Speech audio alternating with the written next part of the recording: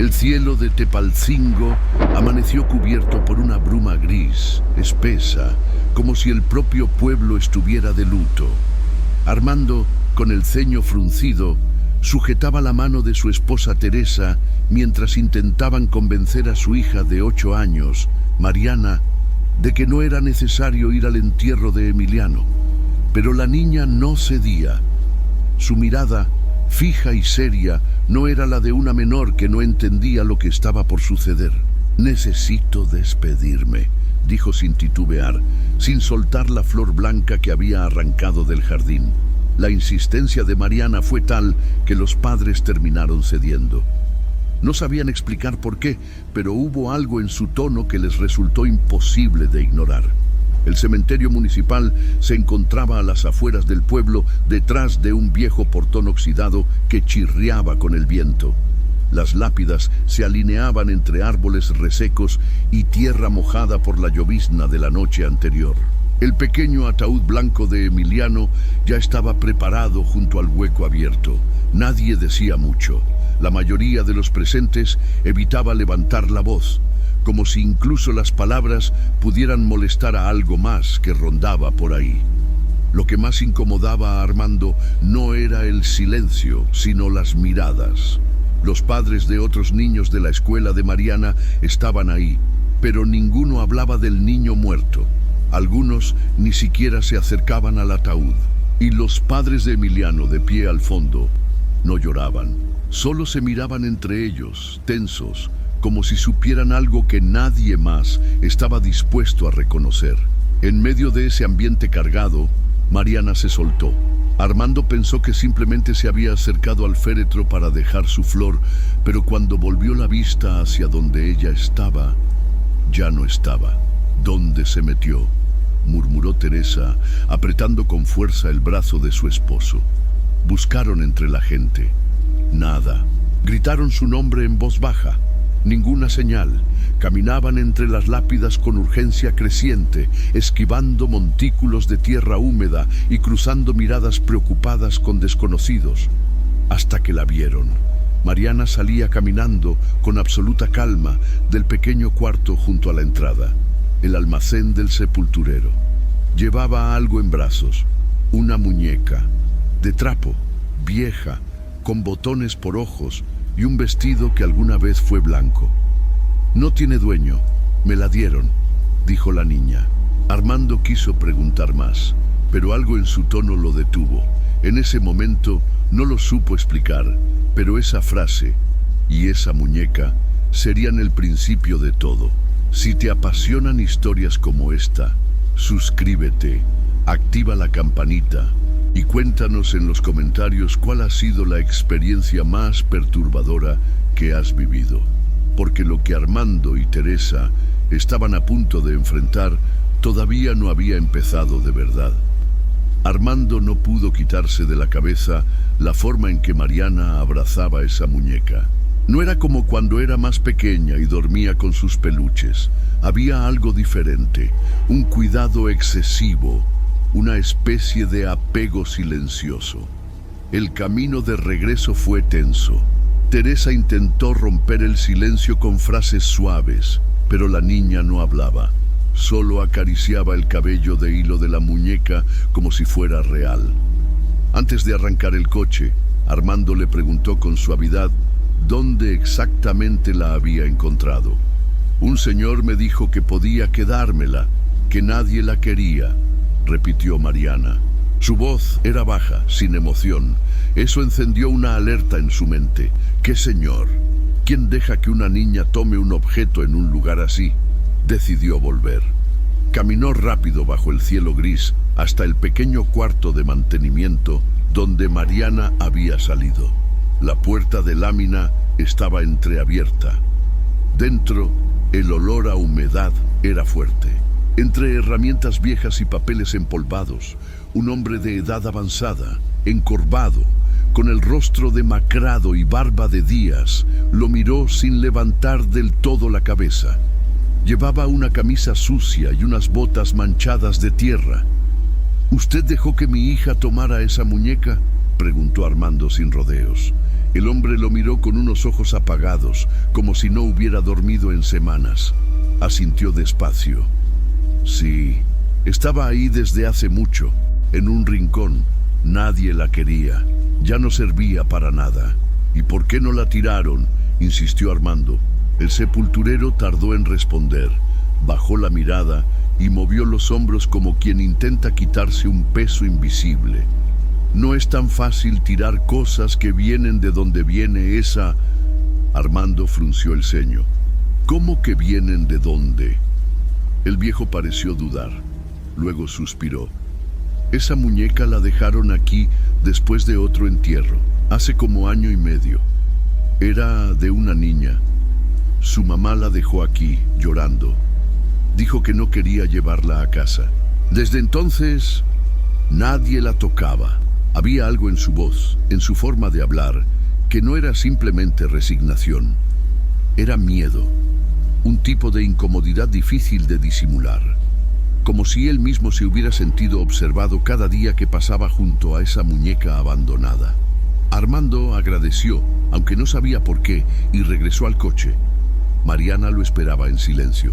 Teresa, al notar su expresión, le preguntó qué había pasado, pero él solo dijo: «Después hablamos». Durante el trayecto, la niña miraba por la ventana sin parpadear, mientras la muñeca descansaba sobre su regazo. Teresa quiso decir algo, sugerir que no era buena idea llevarla a casa, pero cuando vio a su hija tan serena, tan inexpresiva, simplemente dijo: «Déjala, es solo un juguete. ¿Qué daño puede hacer?». Esa pregunta quedó flotando en el aire, como una sentencia sin retorno, porque la respuesta llegaría antes de lo que imaginaban. Desde el primer día que la muñeca cruzó la puerta de la casa, algo cambió. No fue inmediato. No hubo luces parpadeando ni portazos inexplicables. Fue más sutil, más silencioso. Mariana, que siempre pedía ver sus caricaturas antes de dormir, dejó de encender la televisión. Sus juguetes favoritos quedaron arrinconados en una esquina, como si hubieran perdido valor. Ya no quería salir al patio. Tampoco pidió su pan dulce con leche, como solía hacerlo cada tarde. Pasaba las horas sentada en su habitación, abrazando a la muñeca con los ojos perdidos. Teresa intentó hablar con ella varias veces. Le preguntaba si estaba bien, si extrañaba a Emiliano, si quería hablar con sus amigas. Pero la niña solo respondía con monosílabos o con un movimiento leve de cabeza, siempre con la muñeca en brazos. Una noche, mientras Armando cerraba las ventanas antes de irse a dormir, se detuvo frente a la puerta del cuarto de Mariana. Escuchó un murmullo suave. Pensó que quizás ella hablaba sola, como cualquier niño. Se acercó con cuidado. A medida que afinaba el oído, notó algo extraño. No era solo la voz de su hija, había otra, grave, lejana, como si alguien le respondiera desde el fondo del cuarto. Congelado por un segundo, tragó saliva y empujó lentamente la puerta. Mariana estaba sentada en el suelo, con las piernas cruzadas. Sostenía la muñeca frente a ella como si esperara que le contara un secreto. La lámpara del buró estaba encendida, lanzando una luz tenue que hacía sombras en las paredes. La niña levantó la vista, tranquila. «¿Qué pasó, papá?», preguntó, como si nada. Armando fingió una sonrisa. «Nada, mi amor, solo vine a darte las buenas noches». Cuando bajó las escaleras, el corazón le latía con fuerza. No quiso alarmar a Teresa, que ya estaba en la cama. Pensó en lo que había oído, pero enseguida se dijo a sí mismo que estaba cansado, que tal vez el sonido se coló desde la televisión de los vecinos, aunque sabía en lo profundo que no era eso. A la mañana siguiente, mientras preparaba café, Armando intentó contarle a Teresa lo que había pasado. Ella, en cambio, minimizó la situación. «Está dolida, Armandito. Le afectó lo de Emiliano. Es su manera de procesarlo». Él no discutió, pero tampoco lo creyó del todo. Más tarde, al subir a dejar la ropa limpia, Teresa escuchó a Mariana cantando.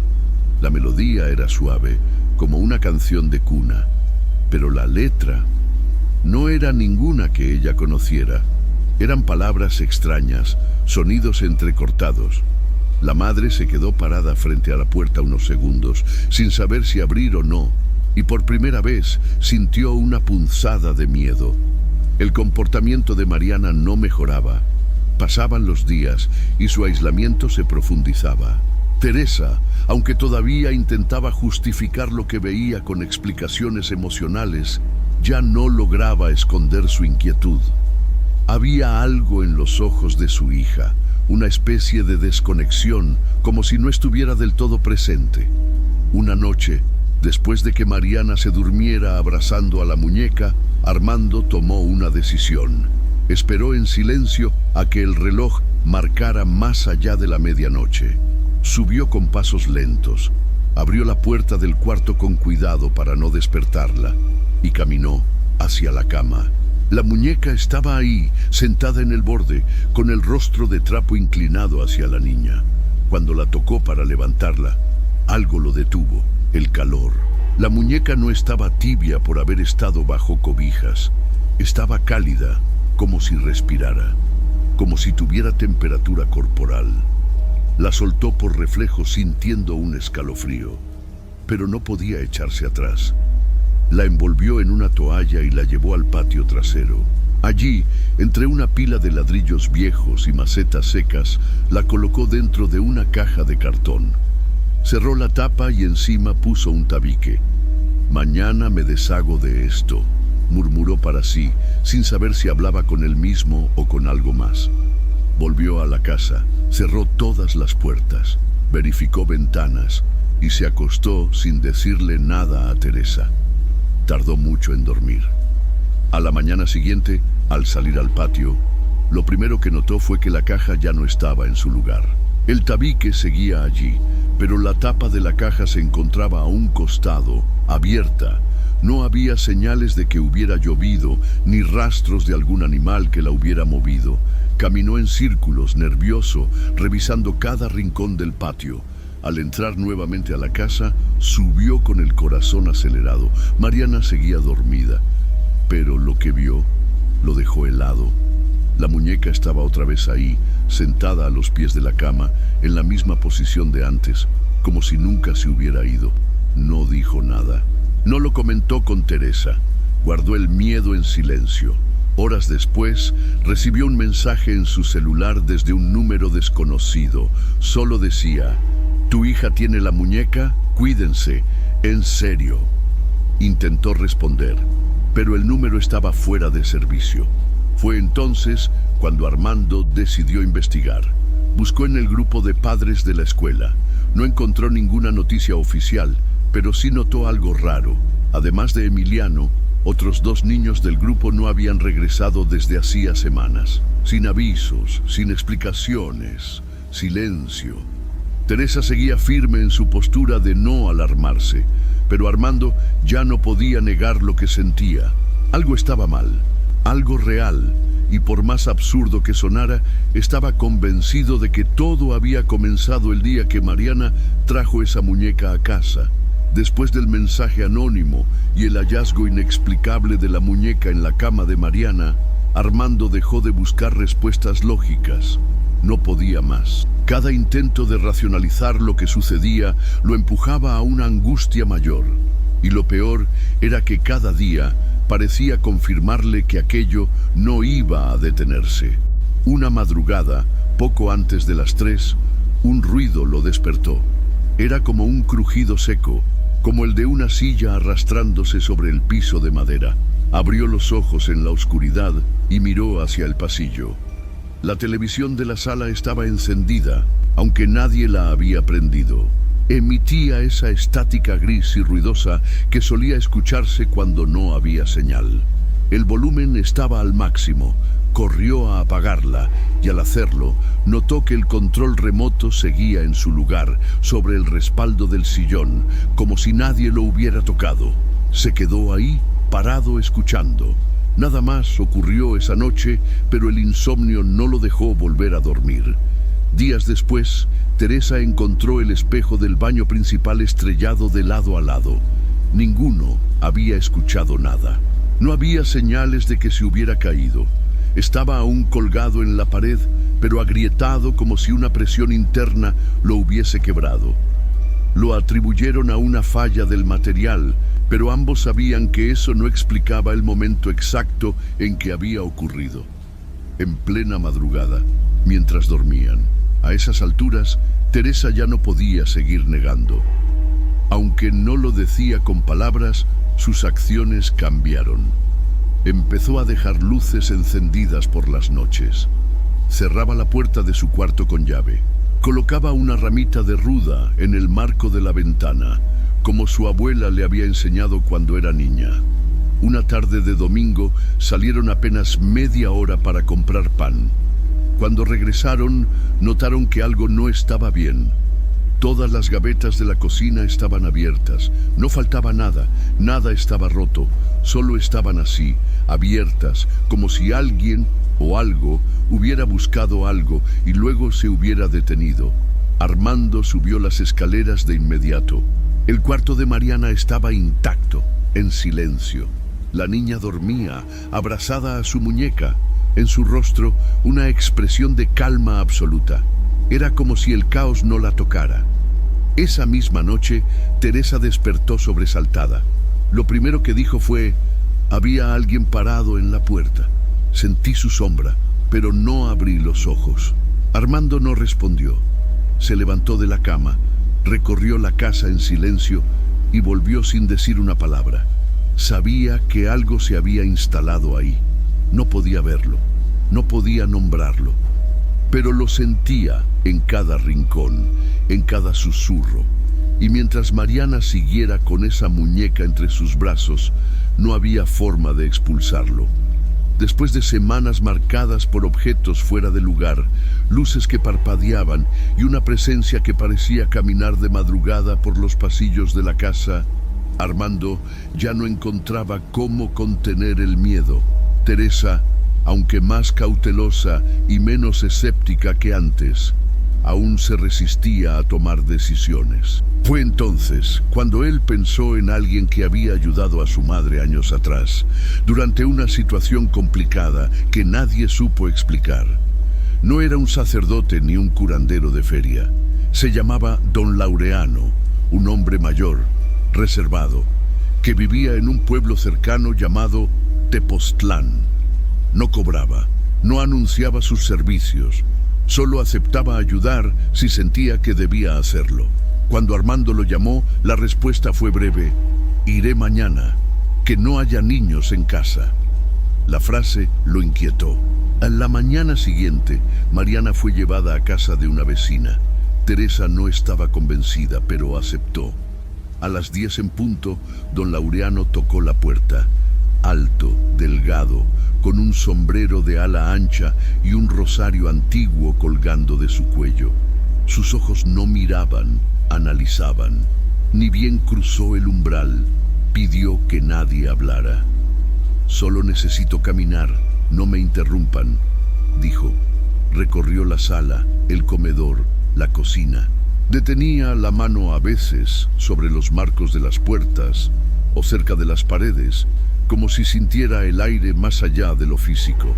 Subió las escaleras sin dudar. Se detuvo un largo momento frente al baño. Luego, siguió hasta el cuarto de Mariana. Ahí no entró de inmediato.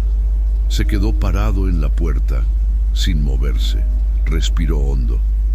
El silencio se volvió espeso. Teresa, detrás de Armando, lo miraba sin entender qué estaba sintiendo el hombre. Entonces, don Laureano dijo algo apenas audible. «Esto no viene de aquí». Entró lentamente. No tocó nada. Se quedó en el centro del cuarto con los ojos cerrados. La ventana estaba entreabierta. El aire era más frío que en el resto de la casa. Un frío que no venía del exterior, sino de algún rincón profundo del ambiente. «Esto no es solo energía, hay algo más», murmuró. Luego agregó con una voz más firme: «Y no pertenece a su hija». Teresa dio un paso atrás. Armando no dijo nada, pero en su interior lo supo. No estaba loco. Lo que había sentido desde el primer día era real. Don Laureano giró hacia ellos. Su rostro no mostraba sorpresa, sino resignación. Ella no está poseída, no la han tomado, pero hay un vínculo fuerte, emocional, y mientras esa conexión exista, esto seguirá creciendo. ¿Qué conexión?, preguntó Armando, con voz baja. El hombre no respondió con una palabra, solo miró la cama, y sobre ella, en un rincón, descansaba la muñeca. Era la primera vez que alguien más la miraba con ese mismo temor que él había sentido desde el inicio. Después de permanecer unos minutos más en el cuarto de Mariana, don Laureano bajó en silencio. Se sentó en la sala y pidió un vaso de agua. Lo tomó sin prisa, como si supiera que lo que venía no sería fácil de digerir. La muñeca no está viva, pero contiene algo que sí lo está, o lo estuvo, explicó sin rodeos. No es un espíritu cualquiera. No se mueve de forma libre por la casa. Está atado a ese objeto, por eso la niña se vuelve su canal. Teresa apretó los labios. Hasta ese momento había querido creer que todo tenía una explicación lógica, pero frente a ese hombre, con sus palabras pausadas, la idea de que algo más estuviera sucediendo ya no parecía tan absurda. ¿Y si la tiramos? ¿Y si la dejamos lejos de aquí?, preguntó Armando, más con esperanza que con certeza. No es basura, respondió don Laureano. Tampoco un juguete, es un recipiente. Y lo que hay dentro no busca causar terror, busca quedarse. Se alimenta del apego, de la atención, del cariño. Si lo arrojan, alguien más la encontrará y todo comenzará de nuevo. El silencio pesó. Teresa miró a Armando, como pidiendo que él tomara la decisión que ella no se atrevía a proponer. «¿Entonces qué hacemos?», preguntó él. «Tienen que destruirla», dijo el médium. «Pero no como uno destruye algo común. No puede ser cortada ni enterrada. Tiene que ser quemada, con cuidado, sin mostrar miedo, sin hablarle, y antes del amanecer». Don Laureano les dio unas instrucciones sencillas. Preparar una fogata controlada, no permitir que la muñeca toque directamente la piel y asegurarse de estar los dos presentes durante todo el proceso. Háganlo esta misma noche, no esperen más. Mientras más tiempo pase, más fuerte se vuelve el lazo con su hija. Esa frase bastó. Esa noche esperaron a que Mariana durmiera profundamente. Armando subió con guantes gruesos, envolvió la muñeca en una manta y la colocó en una caja de cartón reforzada. Teresa preparó el patio trasero con periódicos viejos, leña seca y una botella de alcohol que tenían guardada desde la última posada familiar. Eran poco más de las 4:30 cuando colocaron la caja en el centro del círculo de ladrillos improvisado. Armando le prendió fuego con una cerilla. Las llamas tardaron en crecer, pero cuando alcanzaron el interior de la caja, un sonido sordo emergió de ella. No fue un grito, no fue una explosión, fue como un estallido apagado, como si algo se quebrara por dentro. La caja se estremeció una vez, solo una, luego quedó en silencio, consumida por el fuego. Teresa se llevó la mano a la boca, pero no dijo nada. Armando se quedó ahí, observando cómo las llamas consumían el trapo, los botones, el vestido, todo. Creyeron que eso sería el final, pero todavía quedaba una última respuesta. El fuego se apagó lentamente. Lo que quedó dentro del círculo de ladrillos fue una masa oscura, irreconocible, ni rastro del vestido, del hilo, de los botones. Era como si la muñeca nunca hubiera existido. Por unos minutos, la casa se sintió más ligera. Incluso el aire parecía más limpio, más respirable. Armando y Teresa entraron sin hablar. Cerraron la puerta trasera, se miraron apenas y subieron en silencio al cuarto. Mariana seguía dormida, inmóvil, con el rostro hacia la pared. Teresa se acercó, le acarició el cabello con cuidado y salió sin hacer ruido. Cuando por fin se acostaron, no durmieron, no podían. El cuerpo estaba exhausto, pero la mente no se apagaba. El reloj marcaba casi las 6 cuando al fin cerraron los ojos. 20 minutos después, el sonido seco de un golpe los hizo saltar en la cama. Venía de arriba. Corrieron escaleras arriba. Mariana estaba sentada en la cama, con los ojos muy abiertos, como si acabara de despertar de una pesadilla. Pero no lloraba, tampoco gritaba. Solo murmuró: «¿Le duele? ¿Está enojada?». Teresa se arrodilló a su lado. «¿Quién, mi amor?». «La Isabel. Ustedes la quemaron y ahora está molesta». Armando sintió un hielo atravesarle el pecho. Intentó hablar, pero en ese momento los ojos de Mariana se nublaron, como si algo la apagara por dentro. Su cabeza cayó hacia un lado y se desplomó en los brazos de su madre. Los segundos que siguieron fueron caóticos. Teresa gritaba su nombre, la sacudía suavemente. Armando la levantó, buscó su pulso. Estaba vivo, pero débil. Su piel fría, los labios pálidos.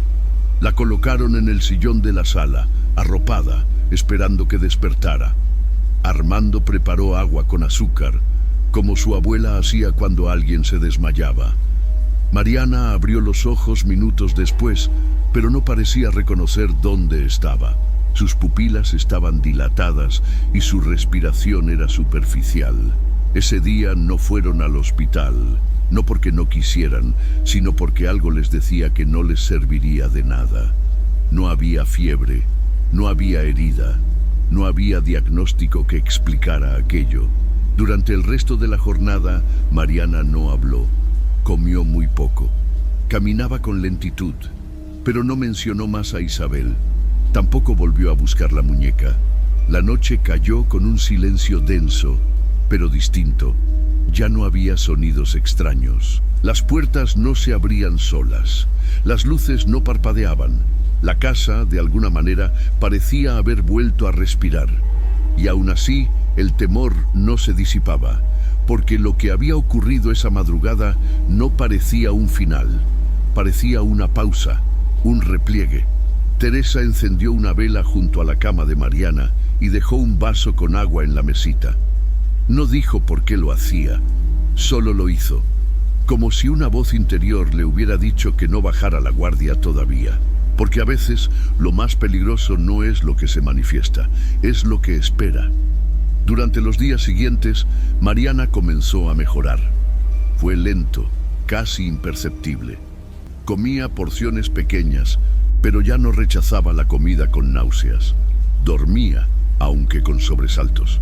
Y lo más importante, no volvió a mencionar a Isabel, ni una sola vez. Teresa y Armando lo notaban, pero no se atrevían a celebrarlo. Era como si el miedo les hubiera enseñado a no confiar demasiado en la calma.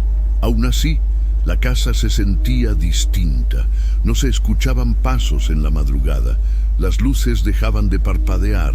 Los espejos, los muebles, los pequeños detalles que antes se movían solos. Todo permanecía quieto. Por primera vez en semanas, Teresa logró dormir varias horas seguidas. Una mañana, Mariana pidió salir al patio. Se sentó en el columpio y sin decir nada se balanceó suavemente bajo el sol de media tarde.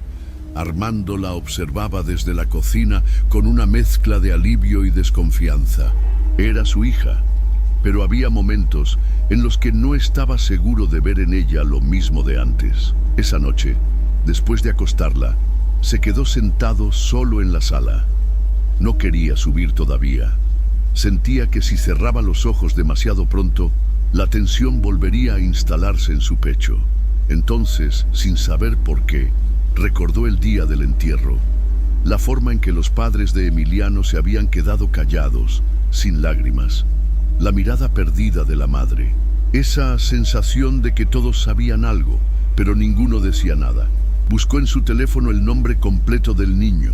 Tardó, pero lo encontró en una esquela digital publicada semanas atrás por la escuela. Entre los comentarios, uno captó su atención. ¡Qué injusto! Ya van 3 en este ciclo escolar. 3. Él solo sabía de Emiliano y de una niña llamada Citlali, que también había dejado de asistir. ¿Quién era el tercero? Siguió leyendo. Otro mensaje decía: las autoridades dicen que no está relacionado, pero los padres deberíamos hablar. No pudo dormir esa noche. A las 4 de la mañana encendió un cigarro, el primero en más de 8 años, y salió al patio en silencio. El círculo de ladrillos seguía ahí, negro, frío. Miró al cielo, despejado, y sintió por dentro una calma que no sabía si era real o solo producto del agotamiento. 2 días después, mientras visitaban el panteón con flores para el abuelo de Teresa, algo llamó su atención. Un pequeño cortejo fúnebre se acercaba por otro sendero. Entre los adultos, una niña de unos 7 años se alejó del grupo. Caminaba con pasos suaves, como si supiera exactamente a dónde iba. La vio entrar al mismo cuarto donde Mariana había encontrado aquella muñeca. Don Ezequiel, el sepulturero, le abrió la puerta y no dijo nada. En sus brazos, la niña cargaba algo envuelto en una manta. Armando no pudo ver qué era.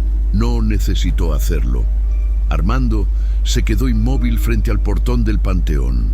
Mientras Teresa organizaba las flores sobre la tumba de su abuelo, él no podía dejar de mirar hacia esa construcción baja de concreto donde el sepulturero tenía su oficina.